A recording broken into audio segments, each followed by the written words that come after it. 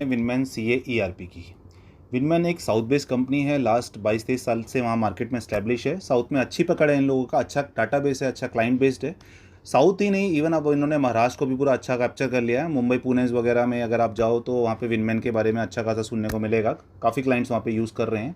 अब धीरे धीरे इनका एक्सपैंड भी हुआ है नॉर्थ की साइड। अगर आप नॉर्थ की साइड आएंगे कि गुजरात, राजस्थान, दिल्ली वगैरह में भी इनका काफ़ी एक्सपैंड हुआ है। अब थोड़ा कंपनी के पहले बारे में बात कर लेते हैं। कंपनी भी अगर लास्ट 23 साल से मार्केट में स्टैब्लिश है और अच्छा खासा रिस्पांस है, फ्रेंडली यूज़र सॉफ्टवेयर है। बिग फोर में भी मैंने सुना है कि बिग फोर में भी ऑलरेडी यहाँ यूज़ हो रहा है 10-12 साल से। तो अच्छा प्रोडक्ट है, इसलिए यूज़ किया जा रहा है। अब अगर हम सॉफ्टवेयर की बात करें तो इनके पास एक सॉफ्टवेयर है इनकम टैक्स सॉफ्टवेयर जिसका नाम है विनमैन सीए ईआरपी, एंड एक है टीडीएस सॉफ्टवेयर, एक है जीएसटी सॉफ्टवेयर। तो आज हम जो बात करने वाले हैं विनमैन सीए ईआरपी की, जो कवर करता है इनकम टैक्स, टैक्स ऑडिट, एक और एक बैलेंस शीट का मॉड्यूल है। तो उसको वो कवर अप करता है। तो हम पहले डेमो कर लेते हैं, थोड़ा सा मैं आपको ब्रीफ दे देता हूँ सॉफ्टवेयर के रिगार्डिंग। इसको जब आप क्लिक करोगे ये प्लेटफॉर्म आपका ओपन हो जाता है। अब ये इनका होम विंडो है। अब होम विंडो में आपका कैसे वर्किंग करना है हम आपको पहले दिखाते हैं। तो ये विंडो पे अगर आपके पास ऑलरेडी कोई डेटाबेस है, जैसे फॉर एग्जांपल अगर आप इससे पहले इनकम टैक्स यूटिलिटी से वर्क कर रहे थे या अदर किसी से भी वर्क कर रहे थे, तो मेन आपका ये कंसर्न रहता है कि मेरे को डाटाबेस दोबारा क्रिएट करना पड़ेगा, इनकम टैक्स में ऑलरेडी प्रीफिल होकर आता है। तो ऐसा नहीं है, इसमें भी डेटा इंपोर्ट करने का प्रोसेस है, और डेटा एक बार इंपोर्ट हो गया तो नेक्स्ट ईयर में वो ट्रांसफर होता चले जाता है। डेटा इंपोर्ट करने का प्रोसेस इसमें इंडिविजुअल भी है और बल्क में भी है। फॉर एग्जाम्पल अगर आपके पास 200 पार्टियां हैं इन केस, तो 200 पार्टी को आप एक साथ एक्सेल में कॉपी पेस्ट करके आईडी पासवर्ड्स को वो सारा का सारा डिपार्टमेंट से इंपोर्ट कर लेता है। वो प्रोसेस कैसे किया जाता है, यहाँ पे टूल का एक बटन है। आप अपना रेफरेंस के लिए अगर आप इंडिविजुअल कर रहे हैं तो पैन नंबर डाल दीजिए, देन टूल में जाएंगे। टूल में एक ऑप्शन है import ITR Jason current SSC. आप जैसे करंट पे क्लिक करेंगे देन यहाँ पे आपका असेसमेंट ईयर्स आ जाएंगे। अब फॉर एग्जांपल आपने लास्ट ईयर 24-25 की फाइल किया है, तो आपको कौन सा सेलेक्ट करना है, जेसन जो डाउनलोड करे सॉफ्टवेयर 24-25।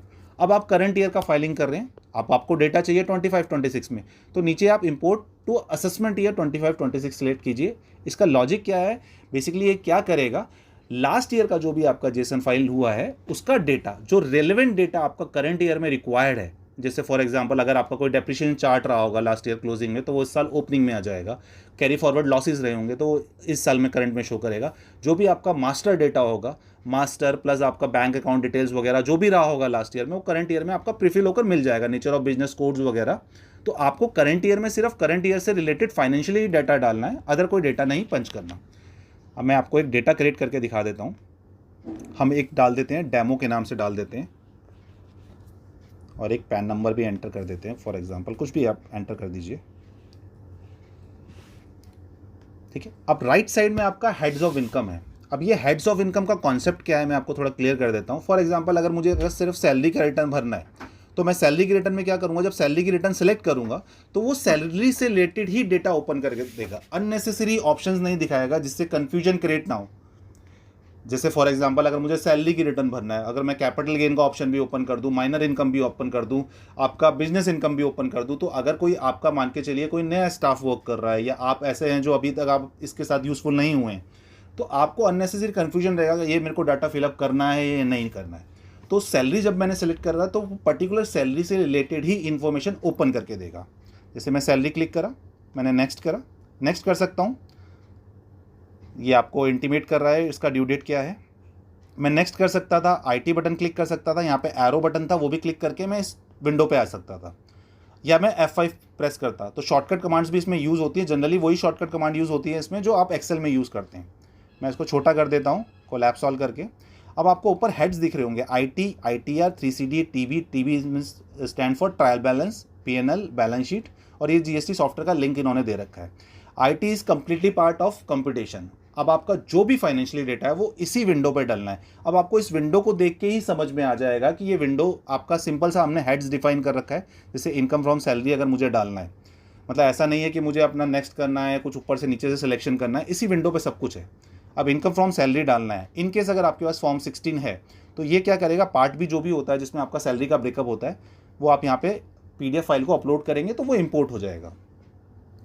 इन केस अगर आपके पास फॉर्म 16 नहीं है तो आप यहाँ से भी अपना डाटा पंच कर सकते हो। सैलरी अलाउंसेस, प्रिक्विजिट्स, फॉर एग्जांपल मैं कुछ भी एक डाटा डाल देता हूँ। मैं रिसीप पे गया, मैंने एक 20 लाख की सैलरी डाल दी, कुछ और डालना है आपको, डीए वगैरह जो भी डालना है आपको, XYZ, ओके कीजिए। अब देखिए आपका सैलरी पे जो भी TDS बन रहा है, टैक्स बन रहा है सॉरी, वो पूरा का पूरा कैलकुलेशन आपको नीचे दिया है विद इंटरेस्ट, क्योंकि अभी हमने 26 ईयर्स वगैरह कुछ इंपोर्ट नहीं करा। 26 ईयर्स में अगर आपका TDS डिडक्शन हुआ होगा तो वो इंटरेस्ट का पार्ट अपना वो अपने हिसाब से एडजस्टमेंट करके अपना आप हटा देगा। ये हो गया आपका, ये पूरा का पूरा टैक्स आपको शो कर रहा है। अब यहीं पे आपका एक्सेल ऑप्शन भी है, अगर आपको कंपटीशन अपने क्लाइंट को देना है तो एक्सेल ऑप्शन भी है एंड PDF, पूरा का पूरा कंपटीशन आपका एक्सेल एंड PDF दोनों में शो होता है। अब इससे हटके अगर आपको कोई इनकम डालना है, फॉर एग्जांपल आपको अदर इनकम वगैरह डालना है, तो इनकम फ्रॉम अदर सोर्सेज का हेड है ये, यहाँ पे इनकम फ्रॉम अदर सोर्सेज के हेड्स हैं, ये AIS से भी आपका इंपोर्ट हो जाता है डेटा यहाँ पे। अब अगर हम नीचे आते हैं तो बाय डिफॉल्ट क्या है, ये जो कैलकुलेशन कर रहा है वो न्यू रिजीम के अकॉर्डिंग कर रहा है, 115 BAC के अकॉर्डिंग। अगर आपको इसको स्विच करना है तो आप इसी विंडो से कर सकते हो, ऐसा नहीं कोई आपको सिलेक्शन के लिए दूसरी विंडो पे जाना है, इसी विंडो पे सब कुछ है। एंड उसके साथ अगर आपको ये कंपेयर भी करना है तो यहीं पे एक छोटा सा बटन दे रखा है 3 डॉट का, इस पर आप जैसे क्लिक करोगे ये आपको न्यू रिजीम और ओल्ड रिजीम दोनों को कंपेयर करके दिखाएगा। अब आप देख सकते हो ये न्यू रिजीम है, ये ओल्ड रिजीम है। अगर आपको इसमें टैक्स बेनिफिट हो रहा है तो वो भी बताएगा कि न्यू रिजीम अगर आपने सेलेक्ट करा है तो ये आपका टैक्स बेनिफिट हो रहा है। इसको हम ओके करते हैं। अब इतना आपका जो टैक्स कैलकुलेट हुआ है, टोटल टैक्स, तो इसका अगर आपको ब्रेकअप देखना है तो यहाँ पे ब्रेकअप का भी ऑप्शन दे रखा है कि किस किस परसेंटेज पे क्या क्या टैक्स आपका कैलकुलेट होगा, टोटल टैक्स आपका इतना बन रहा है। ठीक है, इसको ओके कर देते हैं। अब यहाँ पे एक ऑप्शन है 26AS, आप इसको जैसे क्लिक करेंगे जो भी TDS आपका डिडक्शन हुआ है वो TDS आपका ये TDS वाले हेड में ऑटोमेटिक ट्रांसफर हो जाएगा। ये आपका 16A के अकॉर्डिंग जो भी आपका नॉन सैलरीज के अकॉर्डिंग कटा होगा या आपका सैलरीज के अकॉर्डिंग जो भी TDS कटा होगा वो अपने हेड पे अपना आप ऑटोमेटिक ट्रांसफर हो जाता है। ओके करते हैं।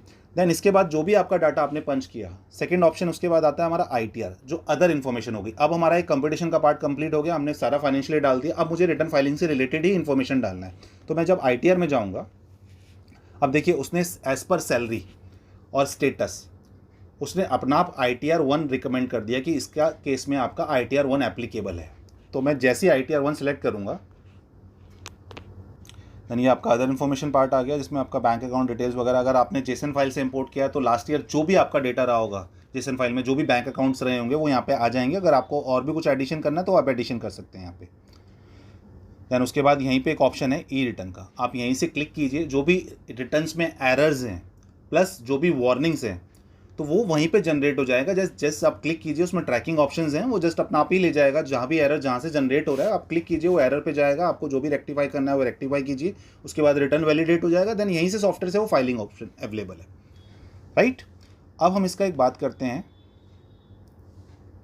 अभी हमने सैलरी पे वर्क कर लिया, अब मुझे इसका सपोज कैपिटल गेन पे वर्क करना है। मुझे इनकम टैक्स आजकल कॉमन हो गया है, ट्रेडिंग अकाउंट सबने खोल लिए हैं तो कॉमन है ये कि हर कोई ट्रेडिंग कर रहा है, तो सैलरी प्लस ट्रेडिंग मुझे कैपिटल गेन का रिटर्न फाइल करना है। तो मैं नेक्स्ट करूँगा। अब यहाँ पे मैं जाके कोलैप्स करूँगा, यहाँ पे राइट क्लिक करके कोलैप्स करूँगा तो ये हेड्स वाइज बना देगा आपको। जैसे मुझे कैपिटल गेन करना है, सपोज कैपिटल गेन पे क्लिक करा, यहाँ पे ऑटो क्लासिफिकेशन एक ऑप्शन आ रहा है, मैं जैसे इस पर क्लिक करूँगा अब यहाँ पे डाटा डालने का ऑप्शन है। अब यहाँ पे दो तरीके से डेटा डाल सकते हो। एक तो डाटा आपने मैनुअल डाल दिया कि आपके पास कोई एंट्री थी वो आपने मैनुअल डाल दी।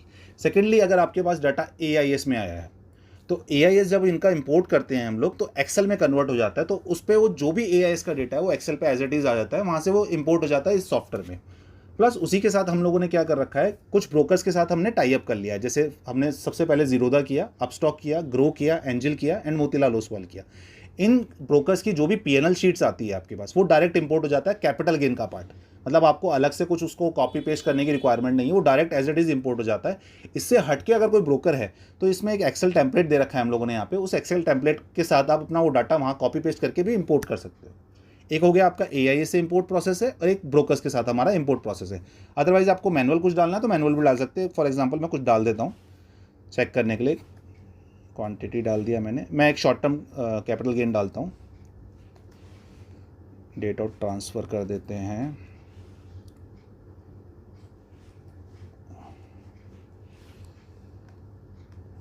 10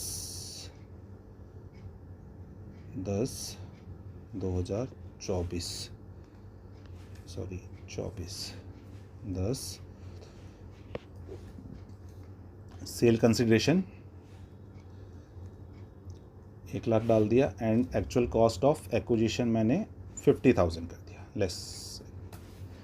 दैन ओके जैसे ही करूँगा, अब वो शॉर्ट टर्म कैपिटल गेन जो भी था 50,000 वो यहाँ पे शो हो गया होगा। अगर मैं टैक्स ऑन टोटल इनकम में जाके देखना चाहूँ उसका ब्रेकअप, अब आपको देखिए वो नॉर्मल पे ये टैक्स कैलकुलेट हुआ है, देन शॉर्ट टर्म पे 10% वो 20% आपका कैपिटल गेन कैलकुलेट हो गया है। अब इसमें भी बहुत से लोगों का कन्फ्यूजन कैसा रहता है, लास्ट ईयर एक डिपार्टमेंट ने साइलेंट अपडेट किया था। हम उसको साइलेंट अपडेट इसलिए कहते हैं कि वो एकदम से 5 जुलाई 2024 को डिपार्टमेंट यूटिलिटी में एक अपडेट आया था। उसमें जो 87A में रिबेट कैलकुलेट किया जाता था कैपिटल गेन को, उसको उन्होंने वहाँ से पार्ट को हटा दिया, उसको स्पेशल इनकम से हटा दिया गया, तो उस पर वो टैक्स कैलकुलेट होने स्टार्ट हो गया। अब लास्ट ईयर में कई लोगों ने इसको एज अ टैक्स एग्जेम्पशन पे भी ले लिया कि हम ये एग्जेम्पशन पार्ट पे लेंगे, बट उनका नोटिस भी इवन आए हैं। अभी इस पर बहुत बड़ा कन्फ्यूजन चल रहा है, तो अभी इसका क्या सोल्यूशन है आई डोंट नो। बट अभी हम लोग क्या कर रहे हैं, इसको एज पर डिपार्टमेंट ड्यूटली कैलकुलेट करा रहे हैं। अगर आपको फिर भी इसको चेंज करना है तो टूल में एक ऑप्शन दे रखा है, सेटिंग में अगर आप जाएंगे कि नहीं हम तो ये कैलकुलेट नहीं करवा रहे हैं, हम इसे रिबेट में लेने, rebate under section 87 computed method, इसको आप चाहें तो विनमैन अगर कर देंगे तो विनमैन के अकॉर्डिंग फिर वो रिबेट में कैलकुलेट होगा। बट अभी हम लोग बाय डिफॉल्ट डिपार्टमेंट यूटिलिटी पे चलाते हैं, तो वो कैलकुलेट 20% के अकॉर्डिंग करेगा, राइट। देन मैंने आपको यहाँ पे new regime old regime selection बता दिया था, ये इसी विंडो पे सब कुछ है, इससे हटके कुछ नहीं है। अब मैं अगर ITR में जाऊँगा तो यहाँ पे देखिए ITR 2 ऑटोमेटिक कन्वर्ट हो गया है, क्योंकि हमारा सैलरी प्लस कैपिटल गेन का पार्ट अपना आप आ गया है। तो ITR 2 में भी अदर इन्फॉर्मेशन में ऐसा कुछ मेजर चेंज नहीं होता, सेम ही विंडो ओपन होकर आती है, क्योंकि इंडिविजुअल केस ही है, सिर्फ एक एनेक्सर ऐड हुआ है तो वो ITR 2 में कन्वर्ट हो गया है। अब हम एक और पार्ट ले लेते हैं, बिजनेस वाला हेड। तो मैं वापस बैक जाता हूँ, मैं इसको स्पेशल बिजनेस और ये बिजनेस दोनों जो भी आपको केस लेना आप ले सकते हो, मैं ये लेके नेक्स्ट करता हूँ। एंड यहाँ पे हम इसको कोलैप्स करके छोटा हेड वाइज बना देते हैं। अब देखिए इसमें एक और हेड हो गया है, profit and gain for business of profession. मैं जैसे क्लिक करूँगा, अब इसमें एक हेड है बिजनेस का 44AD और एक 44AD है। AD हो गया आपका प्रोफेशनल के लिए जिसमें 50% केस एप्लीकेबल होता है, एंड 44AD हो गया आपका नॉन प्रोफेशनल्स के लिए। मैं जैसे से क्लिक करूँगा, अब यहाँ पे एक ऑप्शन है सिलेक्शन का, अकाउंट पे ही है, कैश में रखना है, नॉन अकाउंट पे ही मोड है या अदर है, जो भी आपको सिलेक्ट करना है आप सिलेक्ट कीजिए। मैं अकाउंट पे ही मोड ले लेता हूँ, मैं टर्नओवर डाल देता हूँ कुछ। अगर मैं परसेंटेज चेंज करूँगा तो प्रॉफिट चेंज हो जाएगा, और प्रॉफिट चेंज करूँगा तो परसेंटेज हो जाएगा। फॉर एग्जाम्पल मैं इसको 33.33 कर देता हूँ, राइट। अब मैं एक और ले लेता हूँ, इसको कैश में ले लेता हूँ। बाय डिफ़ॉल्ट कैश में 8% मिनिमम देना कंपलसरी है, तो मैं इसको, अब मैं यहाँ से अगर प्रॉफिट चेंज करता हूँ, मैं लेट्स एग्जांपल प्रॉफिट चेंज कर देता हूँ, तो वो परसेंटेज ऑटोमेटिक चेंज हो जाएगा, राइट। ओके करा, बाहर आ गया। अब देखिए यहाँ पे वो एज पर जो भी कैलकुलेशन हो रहा है, इंटरेस्ट वगैरह वो सब कुछ दिखा रहा है। अगर आपको इंटरेस्ट भी देखना है, इसका ब्रेकअप भी देखना है, तो वो इंटरेस्ट के हेड पे आप जब जाएंगे तो पूरा ब्रेकअप सिस्टम दे रखा है। ये 234C का हो गया एंड B का हो गया, कितने मंथ का डिले हुआ है, जो भी एडवांस टैक्स का कैलकुलेशन होता है उसके अकॉर्डिंग वो अपना आप कैलकुलेट कर रहा है। अब मैं अगर ITR फॉर्म में जाऊंगा, अब देखिए वो ऑटोमेटिक ITR 3 पे आ गया। अब कुछ कन्फ्यूजन ऐसा रहता है, कुछ क्लाइंट्स का ये रहता है कि सर हम तो 44AD भर रहे हैं, उसमें ITR 4 एप्लीकेबल होता है, राइट। ठीक है, आप 44AD भर रहे हैं, उसमें ITR 4 ही एप्लीकेबल होता है अगर उसके साथ सिर्फ सैलरी होती। अब उसमें एक पार्ट ऐड हुआ है, एक शेड्यूल ऐड हुआ है कैपिटल गेन। कैपिटल गेन का जो पार्ट है वो ITR 4 में शेड्यूल नहीं है, तो इसलिए वो कन्वर्ट होता है ITR 3 में। अगर मैं इसको सिर्फ सैलरी और 44AD तक रखता तो वो ITR 4 में जाता। अगर अब इसमें कैपिटल गेन का पार्ट ऐड हुआ है तो वो ITR 3 में कन्वर्ट होता है, क्योंकि वो तीनों का तीनों शेड्यूल ITR 3 में ही बनते हैं। तो मैं जैसे ही 3 में जाऊँगा, अब वहाँ पे ITR फॉर्म में देखिए क्या चेंज हुआ है। अब देखिए थोड़ा इन्फॉर्मेशंस बढ़ गए हैं, उसमें आपको दिख रहा होगा, इसमें आपका नेचर ऑफ बिजनेस कोड्स आ गए हैं, वो लिस्ट इसी के अंदर है, आप अपना ओपन कीजिए, कोड्स डालिए। ये आपका अदर इन्फॉर्मेशन आ गया है, आप पार्टनर हैं या नहीं हैं, डायरेक्टर्स हैं या यस या नो आपको करना है। देन उसके बाद आपका एक नीचे पार्ट है नॉन बुक अकाउंट्स। अगर आपने अकाउंट्स नहीं मेंटेन करें तो ये 4 ऑप्शंस कंपलसरी होते हैं आपके लिए डालना। और अगर आप बुक मेंटेन कर रहे हैं, आप पूरा बैलेंस शीट P&L बना रहे हैं, तो नीचे एक पार्ट है आपका बैलेंस शीट एंड P&L, आप ड्रॉप डाउन कर सकते हो या यहाँ से भी क्लिक करके ये ऑप्शंस आ रहे हैं आपको बैलेंस शीट एंड पीएनएल, आप यहाँ पे क्लिक करेंगे तो ये ऑप्शंस भी ओपन हो जाएंगे। सिंपल सा बनाया गया है, liability part, assets part, PNL में इनकम पार्ट और आपका एक्सपेंसेस पार्ट, वो अपना आप जो भी उसमें प्रॉफिट या लॉस होगा वो अपना आप ट्रांसफ़र भी हो जाएगा आपका बिजनेस हेड्स पे। देन मैं वापस आईटी में आता हूँ। उसके बाद इतना ये सब कुछ डेमो हो गया, आपको फिर भी कुछ कन्फ्यूजन हो रहा है तो आप कमेंट बॉक्स में अपना कमेंट डाल सकते हैं, तो मैं उसका रिप्लाई आपको ज़रूर करूँगा। और इसके साथ ही इसका अगर आपको हेल्प सेंटर्स देखना है तो हम लोगों ने यहाँ पे एक वीडियो सेक्शन बनाया है, आप ये ट्रेनिंग वीडियो सारा देख सकते हो। ये सारा इसमें ट्रेनिंग वीडियोस दे रखा है। इनकेस आपको फिर भी समझ नहीं आता, आपके पास सॉफ्टवेयर ऑलरेडी है, तो आप अपना यहाँ क्वेरी मैनेजर से क्वेरी डाल सकते हैं। उनका रिप्लाई टाइम होता है 5 to 10 मिनट्स में, वो आपको रिप्लाई कर देते हैं। जनरली टाइम ये अपना पीक सीज़न और नॉन पीक सीज़न पे दोनों पे उनका जनरल टाइम 5 to 10 मिनट्स ही होता है, ये मैंने खुद एक्सपीरियंस किया है। उसके साथ अब मान के चलिए आपने ये रिटर्न्स फाइल कर दी हैं, फॉर एग्जांपल आप मान के चलिए पूरे ड्यूरिंग द ईयर 200 या 300 जितना भी रिटर्न फाइल करते हैं। अभी अगर आप डिपार्टमेंटली यूज़ कर रहे हैं या कोई ऐसा सॉफ्टवेयर यूज़ कर रहे हैं जिसमें रिपोर्टिंग पार्ट सिस्टम नहीं होता है, तो उसमें होता क्या है, आपको सबका स्टेटस, फॉर एग्जांपल किसी का रिफंड स्टेटस थे, वो सारे स्टेटस देखने के लिए आपको इंडिविजुअली लॉगिन करना पड़ता है डिपार्टमेंट पे, कि हर किसी का स्टेटस देखने के लिए डिपार्टमेंट में बार बार लॉगिन करके वो स्टेटस आपको देखना पड़ता है। यहाँ पे ऐसा नहीं है, सॉफ्टवेयर में एक ऑप्शन है ऑनलाइन में, अगर आप जाएंगे E return processing status, download all SSC. अब ये बटन क्या आपका वर्क करेगा, बेसिकली आप जैसे ही इसे क्लिक करेंगे, आपने जितनी भी return during the year file किया है वो सबका स्टेटस, करंट डेट पे क्या स्टेटस है डिपार्टमेंट यूटिलिटी पे, वो सारा स्टेटस डाउनलोड करके आपका रिपोर्टिंग पार्ट में जनरेट कर देगा। यहाँ पे एक ऑप्शन है व्यू रिपोर्ट,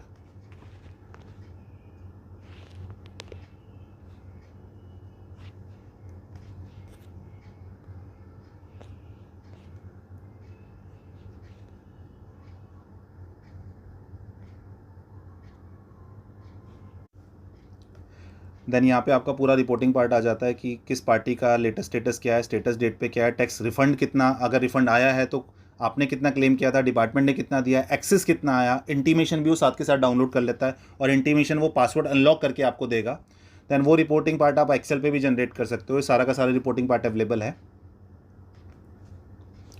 और साथ में जो भी आप रिटर्न्स फाइल कर रहे हो उसका व्यू में अगर आप जाओगे तो पूरा उसका रिपोर्टिंग पार्ट बनता है कि कौन कौन सी रिटर्न्स आपने फाइल कर दी हैं, कौन कौन सी पेंडिंग है, वो सबका सब आप यहाँ से जनरेट करके देख सकते हो। ठीक है, ये आपका इनकम टैक्स का डेमो था। अगर आपको कोई भी कन्फ्यूजन है तो आप कमेंट्स में डाल सकते हो, मैं उस कमेंट का रिप्लाई करके आपको हेल्प करने की कोशिश करूँगा। बाकी आपको मैंने दूसरा ऑप्शन भी बता दिया, अगर आप यूज़र्स हैं तो अपना आप क्वेरी मैनेजर से क्वेरी करके वहाँ से भी सोल्यूशन ले सकते हैं। और इसके बाद अगर आप और भी कोई वीडियोस इनकी चाहते हैं विनमैन से रिलेटेड, तो आप मुझे कमेंट सेक्शन पे डाल सकते हो, तो मैं उससे रिलेटेड और भी वीडियोस बनाने का ट्राई करूँगा। ठीक है दोस्तों, थैंक यू।